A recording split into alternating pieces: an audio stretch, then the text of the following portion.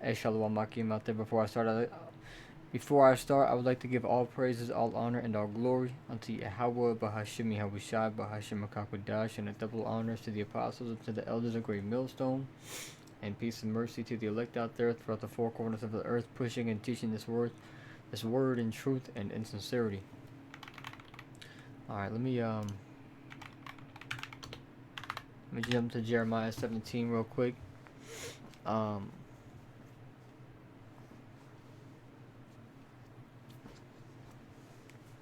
I'm gonna start up at verse 1 just to get some context. And so it says, "The sin of Judah is written with a pen of iron and with the point of a diamond. It is graven upon the table of their heart and upon the horns of their altars, whilst their children remember their altars and their groves by the green trees upon the high hills. O my mountain in the field, I will give thy substance and all thy treasures to the spoil, and thy high places for sin throughout all thy borders. And thou even thyself shalt discontinue from thine heritage that I gave thee."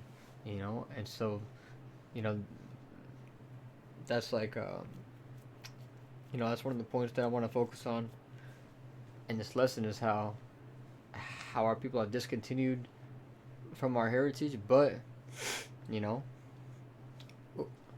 who did you have help even further that? You know, because there are there are the people who were all against um, Israel, the true Israelites, man, the so-called blacks, Hispanics, and the Native Americans. All right, and they were all confederate together to help to forward this, because we were already in like a bad case, like down and sick. Okay, just like the scripture says that the whole head is sick. All right, we were already sick as a people, and it's like these devils, you know, gave us poison while we were sick.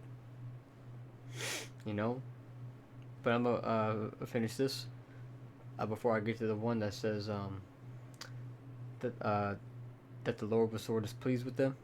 It says, "And thou even thyself shalt discontinue from thy heritage that I gave thee, and I will cause thee to serve thine enemies in the land which thou knowest not." Look, see, and if you go into Deuteronomy 28 and 68, man, all right, we were brought to a land with ships to Egypt again, you know, but Egypt means bondage or oppression. And so, who was brought to a land with ships to serve their enemies? You know, our people love to say that you know, love to look to the so-called white man for hope. All right, but the scripture said that hope that is seen is not hope at all. You know, it's not hope. All right, man. You people who, hey, our people that are looking unto Donald Trump or Kamala for help, man, to help heal our land, to make our lives good again. The There's never gonna be the good old days, man. This place is spiraling. You see it. All right. This place is like a piece of glass. Actually, I'm sorry. It's like a piece of like porcelain that's been cracked. And yes, it can stay, you know, stay together while cracked through like glue and tape and everything. But there's gonna come a point to where it's just gonna be so damn cracked that it's gonna fall apart, and this place is gonna fall apart, man. All right, there is going to be a time of Jacob's trouble. There's going to be martial law. There's going to be civil unrest. Okay, the time is coming to where to where this place, man, it's going to fall apart. It says, and the land which thou knowest not, for ye have kindled a fire in mine anger, which shall burn forever. Um, and actually, we can get this one just to prove what I just said earlier. It says, "Thus saith Yahweh, cursed be the man that trusteth in man." Look, see, y'all trust in Esau, man. Y'all look to the government for fucking help to fix your life.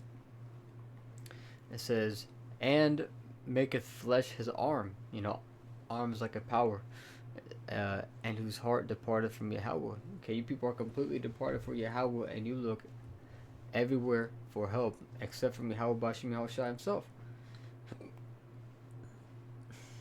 For he shall be like a heath in the desert, and shall not see when good cometh, but shall inhabit the parched places in the wilderness, in a salt land and not inhabited. You know, it says, "Blessed is the man that trusteth in Yahweh, and whose hope Yahweh is. For he shall be as a tree planted by the waters, and that spread out her roots by the river, and shall not see when heat cometh, but her leaf shall be green, and shall not be careful in the year of drought, and neither shall cease from yielding fruit." Look, see, because we continue to preach this word, so we are continuing to bring forth fruit. All right, but anyways, let's get that one. For the affliction. Try not to go too off topic here.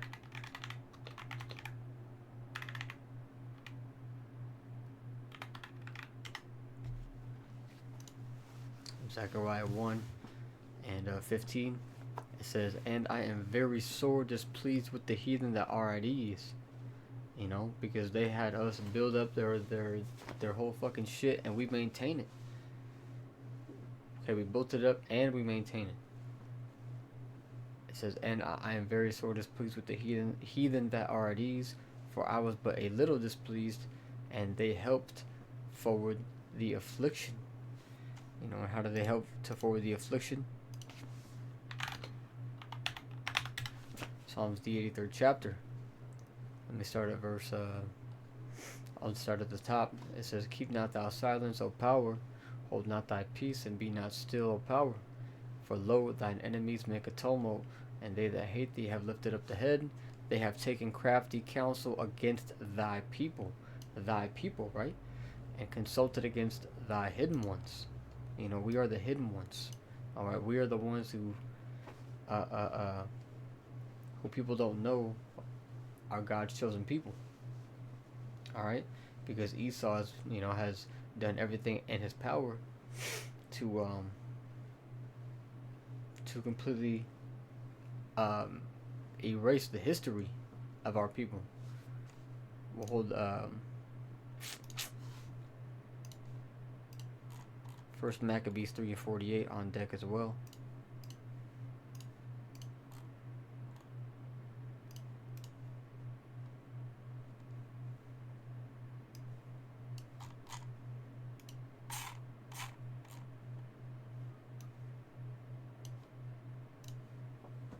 Back in Psalms Psalms 84 and Psalms 83, man, in verse 4. "They have said, Come, and let us cut them off from being a nation, that the name of Israel may be no more in remembrance, for they have consulted together with one consent, they are confederate against thee." You know, and then it goes down the list. It says the tabernacles of Edom, man. The number one is Edom, the top heathen tribe that led the destruction of our people, and that still leads that is Esau, Edom, man. You know, and that goes back into the book of Genesis.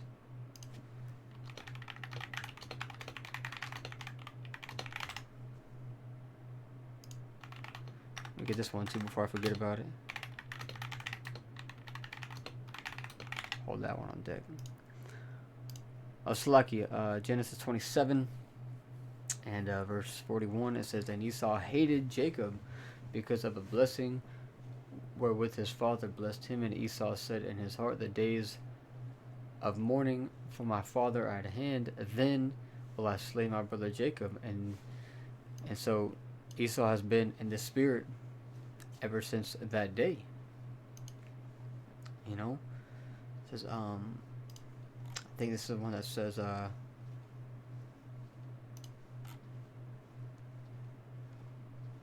yep, Ezekiel 35 verse 5. It says, because thou hast had a perpetual hatred and hast shed the innocent blood of the children of Israel by the force of a sword in the time of their calamity. Look, see, so in the time of our calamity, man, he came for us, man.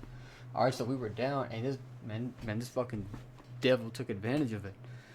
You know, and just to prove that it's talking about talking about Esau, since people like to go into, oh, you're reading that out of context.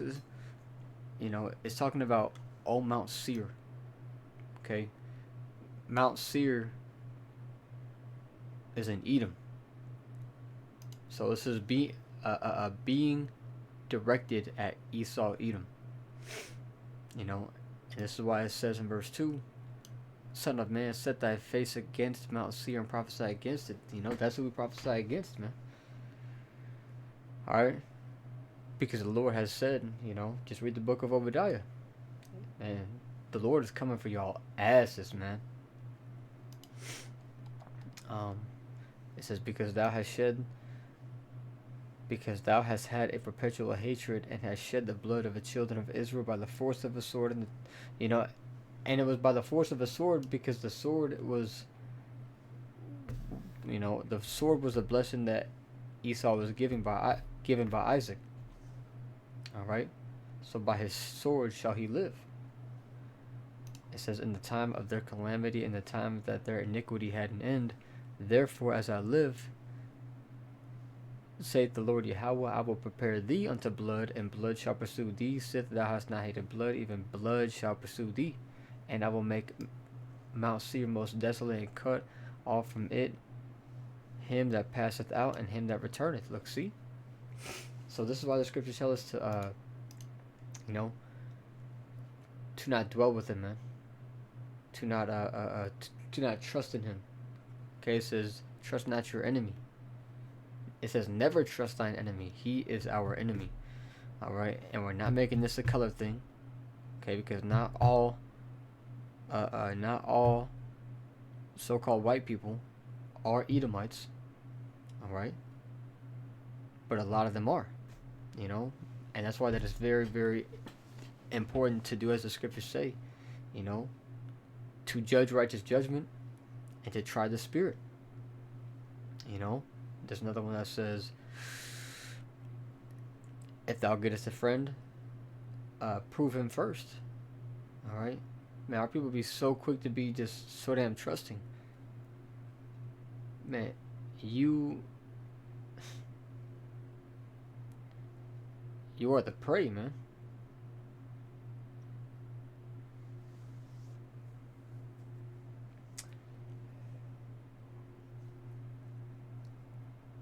Let's get this first, Maccabee 3:48. It says, Salaki, and laid open the book of the law, wherein the heathen had sought to paint the likeness of their images. So right, man, these devils have committed the worst sin. Okay, the unforgivable sin, man, the sin of blasphemy. All right, because not only did they give, did they give the son of Yahweh a false name to be called by, but also a false image. And this is a major stumbling block and causes a lot of confusion. But this is why we always go back to the script. Alright?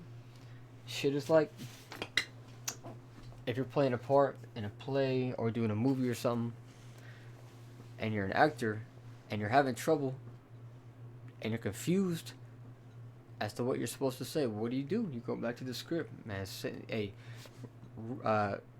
Relay that to reality. Alright? Relay that to reality. Put that into practice in your own life. If you're confused and you don't know, go back to the scriptures. This is the script. Alright? Um, Revelations 1 and I'll start at verse 12. It says, "And I turned to see the voice that spake with me, and being turned, I saw 7 golden candlesticks. And in the midst of the 7 candlesticks, one like unto the Son of Man, clothed, clothed with a garment down to the foot, and girt about the paps with a golden girdle. His head and his hairs were white." Okay, so white like wool, it says. So white being the color, and wool being the texture. So if you type something in like Black Jesus, right? Actually, nah, fuck that, man. You know, I'm pretty sure bro's got enough art pictures of the, of the true depiction of Yahushua. Alright?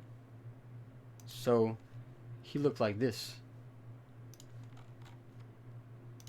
You know, he had woolly hair, and it was white. Here we go. Right here, yep. So this is how he would, how he would have looked.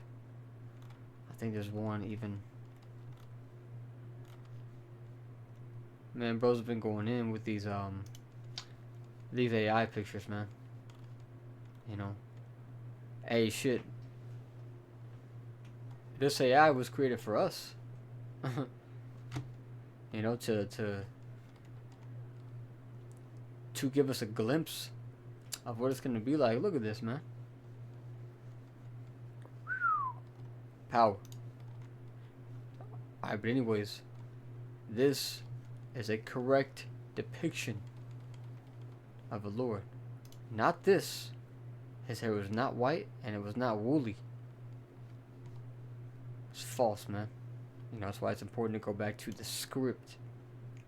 But we're not done. It says, "As white as snow, and his eyes were as a flame of fire." So he had red eyes, and I forgot who where it was said, but Yahushua was called a wine bibbler, you know. And when some people drink, their eyes get red. And yes, man, the Lord did drink. For all those who say, "Oh, drinking is sin," come on, man. It says, and his feet like unto fine brass, as if they burned in a furnace. Alright, so burnt brass. Okay, so you just look that up. What's burnt brass look like? Huh. Okay.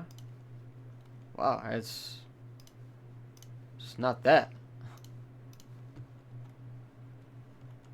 Look at that. Burnt brass, as if it burned in a furnace. A dark brown. Dark brown. Just like that.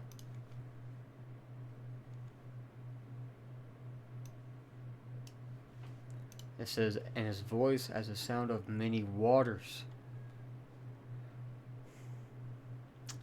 And he had in his right hand 7 stars, and out of his mouth went a sharp two-edged sword, and his countenance was as the sun shineth in his strength." So you see, this is what the devils have done. You know, this is what Esau has, has done to destroy our people, to help to forward the affliction. Alright? But through the spirit and power of Yahweh Shemir Al-Shai, man, we are rising up. As it says in the Apocrypha,